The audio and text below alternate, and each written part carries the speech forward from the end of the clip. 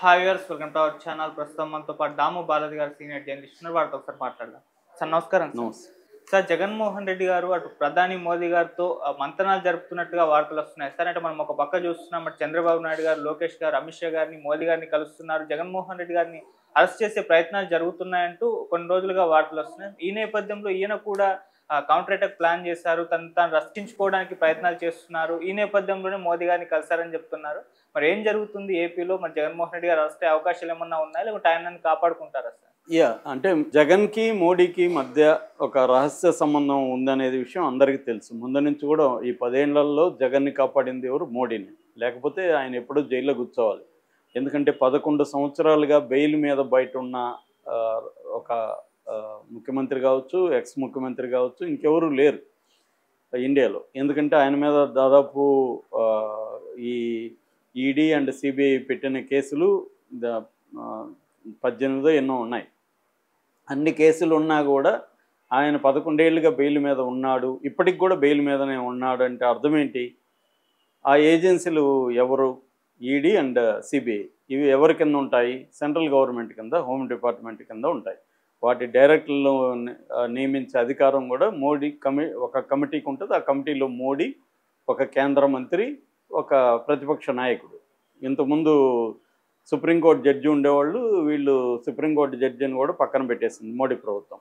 So ఫైనల్గా ముగ్గురులో ఇద్దరు అనుకున్న వాళ్ళే ఉంటారు. ఆ ఇద్దరు ఎవరు? Modi and cabinet minister. ఫైనల్గా మోడీ అనుకున్న వ్యక్తే అక్కడ ఉంటాడు. కాబట్టి మోడీ కంట్రోల్లోనే ఇవన్నీ ఉంటాయి. సో ప్రతిపక్షాలను వేధించాలనుకుంటే ఈ ఏజెన్సీలు రంగంలోకి దిగుతాయి. అవన్నీ మనకు అనేకసార్లు చెప్పుకున్నాం. సో జగన్ ఎందుకు వేధించట్లేదు? జగన్ మీద ప్రధానంగా మనకు జగన్ చుట్టూ 2 కేసులు మనం చూడొచ్చు, వివాదమైన కేసులు. ఒకటి జగన్ అక్రమాస్తులు, దాంట్లో ఆల్రెడీ ఆయన 16 నెలలు జైల్లో ఉండొచ్చాడు, అదొక కేసు. రెండవది ఆయన డైరెక్ట్గా కేసులో లేడు, వివేకానంద రెడ్డి హత్య కేసు. అయితే జగనే చేయించాడని ఒక వర్గం నమ్ముతుంది, ప్రజలు కూడా చాలామంది నమ్ముతున్నారు. తెలుగుదేశం వాళ్ళు బలంగా దాన్ని తీసుకెళ్ళగలిగారు, బాబాయిని చంపింది జగనే. సో పోనీ జగన్ చంపలేదు, అవినాష్ రెడ్డి పేరైతే ఉంది కదా దాంట్లో. ఆయన A8గా ఉన్నాడు, వాళ్ళ నాన్న A7గా ఉన్నాడు. మరి వాళ్ళే అవినాష్ రెడ్డిని ఎందుకు అరెస్ట్ చేయలేదు ఇప్పటివరకు? ఆ కేసుని ఎందుకు సీరియస్గా తీసుకెళ్ళేది? ఇప్పుడు 6వ సంవత్సరం. 6 ఏళ్ళు ఒక హత్య కేసుకి 6 ఏళ్ళు ఎందుకు?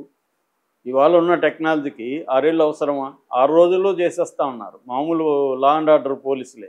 సిబిఐ లాంటిది అన్నేళ్ళు తీసుకోవాలా? ఆల్రెడీ సుప్రీంకోర్టు డెడ్ లైన్ పెట్టి కూడా 2 ఏళ్ళు దాటిపోయింది. అంటే క్లియర్గా జగన్ని మోడీ ఇప్పటికి కాపాడుతున్నాడు అనేది నమ్ముతున్నారు. అయితే ఈ నేపథ్యంలో గత కొంతకాలం నుంచి జగన్ బ్యాచ్ మీద, అంటే జగన్ పార్టీలో అనేక మంది మీద అయితే స్లోగా మెడకు ఉచ్చులు అయితే బిగుసుకుంటున్నాయి. ఆల్రెడీ వల్లభనేని వంశీ 3 నెలలు జైల్లో ఉన్నాడు. కొడాలి నాని హెల్త్ పేరు చెప్పి తప్పించుకొని కొద్ది రోజుల్లో బయట ఉన్నాడు. పోసాని కృష్ణమురళి జైలు వేశారు.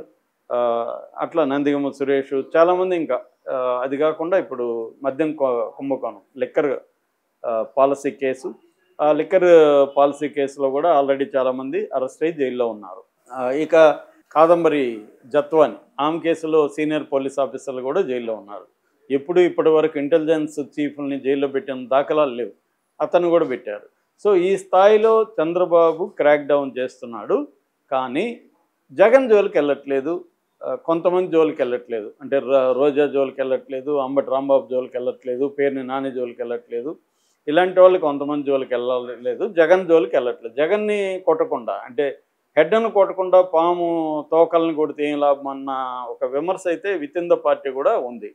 అయితే దీని వెనక ఇప్పుడు ఈ మద్యం కుంభకోణం చాలా సీరియస్గా ముందుకెళ్తుంది, ఇందులో ఈడీ కూడా ఇన్వాల్వ్ కాబోతుంది అనేది ఇప్పుడు ఒక వార్త వస్తుంది. ఈడీ ఆల్రెడీ వీళ్ళ ఎఫ్ఐఆర్ని తీసుకునింది.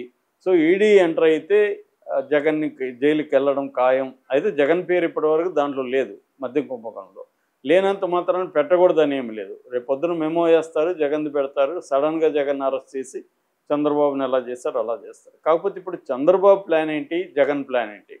చంద్రబాబు ఏమో జగన్ని జైల్లో పెట్టాలి, పెట్టడమే కాకుండా పెడితే త్వరగా బయటికి రాకూడదు, అది చంద్రబాబు ప్లాన్. ఇప్పుడు చంద్రబాబుని పెట్టి జగన్కి ఏం ఒరిగింది? నెగిటివ్ అయింది. అలాగే జగన్ పెట్టి నెగిటివ్ అవ్వకూడదు అంటే కన్విక్షన్ పడితే అప్పుడు చంద్రబాబుకి ఏమీ సంబంధం లేదు. కన్విక్షన్ పడాలి.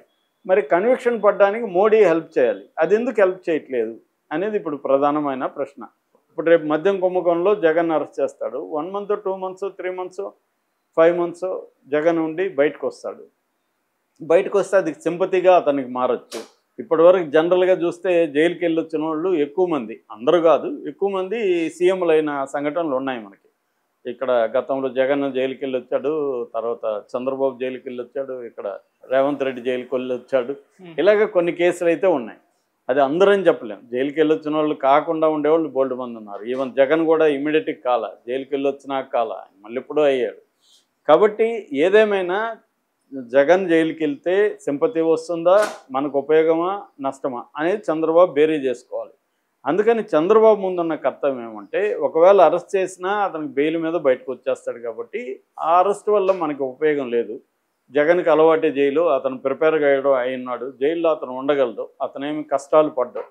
చంద్రబాబు ఎలా ధైర్యంగా ఉన్నాడు, జగన్ ఇంకా యువకుడు కాబట్టి ఆల్రెడీ అనుభవం ఉంది కాబట్టి మెంటల్గా ప్రిపేర్ అయినాడు, అతను ఉండగలడు. కానీ దానివల్ల లాభం ఏంటి చంద్రబాబుకి?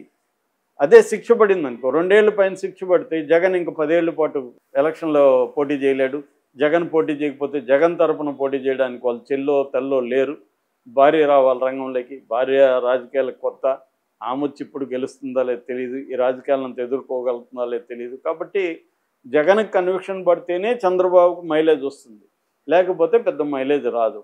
ఈ నేపథ్యంలో జగన్ని ఎందుకు ఇప్పటి వరకు మోడీ గ్రీన్ సిగ్నల్ ఇవ్వలేదు అనేది చర్చ నడుస్తుంది. దీనికి ఒక పాజిబుల్ ఎక్స్ప్లెనేషన్ ఏమంటే, జగన్ మోడీతో మంతనాల్లోనే ఉన్నాడు, అందుకనే ఇటు ఇండియా కూటమి వైపు వెళ్ళలేదు. నిజానికి ఇండియా కూటమి తరపున జగన్ బిగినింగ్లోనే ఢిల్లీలో మీటింగ్లు పెట్టి అవన్నీ చేశాడు, ధర్నాలు అవన్నీ చేస్తే ఇండియా కూటమిలో దాదాపు 8 పార్టీల నాయకులు వచ్చారు జగన్ దీనికి. ఎందుకంటే వాళ్ళకి జగన్ తమ పార్టీలకు వస్తే మేలనే వాళ్ళు ఆలోచిస్తున్నారు, వాళ్ళకి హెల్ప్ అవుతుంది.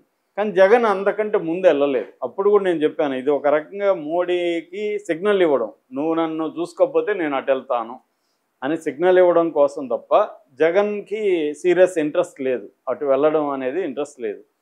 సో కాబట్టి అప్పటి నుంచి మోడీ సైలెంట్గా ఉన్నాడు, జగన్ కూడా మోడీకి యాంటీగా గట్టిగా ఎక్కడ మాట్లాడట్లేదు, సైలెంట్గా ఉన్నారు. ఏదో వక్ఫ్ బిల్లుకి కూడా అదేదో నామకే వాస్తే అటు ఇటు ఇచ్చారు తప్ప యాంటీగా మాట్లాడారు తప్ప పెద్దగా దాని మీద ఏమి వీళ్ళు ఉద్యమాలు చేయలేదు. సో అంటే క్లియర్గా జగన్ మోడీకి యాంటీగా ఏ పని చేయట్లేదు, అట్లాగే మోడీ కూడా జగన్కి యాంటీగా ఏ పని చేయట్లేదు. అంటే అండర్ కరెంట్గా నడుస్తుందా జగన్కి మోడీకి? మోడీ జగన్కి హెల్ప్ చేయాల్సిన అవసరం ఏంటి? నిజానికి మోడీకి చంద్రబాబు కావాలి, పవన్ కళ్యాణ్ కావాలి. వీళ్ళిద్దరూ ఐక్యంగా ఉంటేనే జగన్ మోడీ అక్కడ సెంట్రల్లో ఉండగలడు. అలాంటిది చంద్రబాబు కోరిక మేరకు జగన్కి శిక్ష వేయకుండా మోడీ ఎందుకు చూస్తున్నాడు? నిజానికి హైకోర్టు కూడా ఆ కేసుని రోజువారీ బేసిస్లో విచారించమని చెప్పింది, అక్రమాస్తుల కేసులో.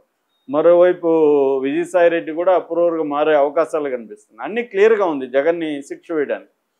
ఏం కారణం అనేది ఇప్పుడు $1 మిలియన్ ప్రశ్న. దీనికి ఒక పాజిబుల్ ఆన్సర్ ఏమంటే, జగన్ ఇప్పుడే జైల్లో పెట్టకుండా సమయం చూసి జైల్లో పెడదాము, సమయం చూసి అతనికి శిక్ష వేయిద్దాము అనేది ఒక పాజిబిలిటీ ఉండాలి. ఎందుకంటే ఇంకా 4 ఏళ్ళు ఉంది కాబట్టి ఇప్పుడే ఎందుకు తొందర? ఇంకొక 2 ఏళ్ల తర్వాత ఎలక్షన్ వేడి స్టార్ట్ అవుతున్నప్పుడు అప్పుడు ఇతనికి శిక్ష పడి జైలుకి వెళ్ళిపోతే ఆ వేడిలో జగన్కి మైనస్ అవుతుంది. ఇప్పుడే చేస్తే వీళ్ళు పోరాటాలు అవి చేసి యాంటీగా మారే అవకాశం ఉంది ప్రజల మైండ్ సెట్. రేపు పొద్దున జగన్ ఎవరు నిలబెట్టినా వాళ్ళు గెలవచ్చేమో, రేపు వాళ్ళ కూతుర్ని రంగంలో తీస్తాడేమో, ఎవరికి తెలుసు? వాళ్ళ కూతుర్లు వచ్చి మా నాన్నని ఇలా పెట్టారు, మా తాత అలా చనిపోయాడు, ఇవన్నీ వాళ్ళు మళ్ళీ రాజశేఖర రెడ్డిని జగన్ని ముందు పెట్టి ఫోటోలు పెట్టుకొని వాళ్ళు ఏమన్నా రంగంలో దిగుతారేమో, ఇలాంటివి రకరకాలు ఉన్నాయి. సో అందుకని ఒకటి టైమింగ్ కోసం అన్నా వెయిట్ చేయాలి. 2 చంద్రబాబు జగన్ని కానీ క్లీన్ చేస్తే చంద్రబాబును మనం కంట్రోల్ చేయలేము అని మోడీ కన్నా ఉండాలి. అందువల్ల జగన్ ఉంటే చంద్రబాబు భయంతో భక్తితో మనతో ఉంటాడు, లేకపోతే చంద్రబాబుని మనం నమ్మలేము. డిపెండబుల్ ఫ్రెండ్ కాదు చంద్రబాబు. గతంలో కూడా మనతో ఉండి మళ్ళీ జంప్ అయ్యాటు వెళ్ళాడు. సో చంద్రబాబు డిపెండబుల్ కాదు, అతని అవసరాలను బట్టి మార్చుకుంటుంటాడు. కాబట్టి చంద్రబాబును కంట్రోల్ చేయాలంటే జగన్ బతికే ఉండాలి, పొలిటికల్గా జగన్ యాక్టివ్గా ఉండాలి. అప్పుడు చంద్రబాబు మన కంట్రోల్లో ఉంటాడు అని మోడీకి ఉన్న వ్యూహం కావచ్చు. ఎందుకంటే జగన్ని పొలిటికల్గా చంపేస్తే బీజేపీకి ఏమి పెద్ద ఉపయోగం లేదు ఆంధ్రప్రదేశ్లో, చంద్రబాబుకే పోతుంది ఆ మైలేజ్.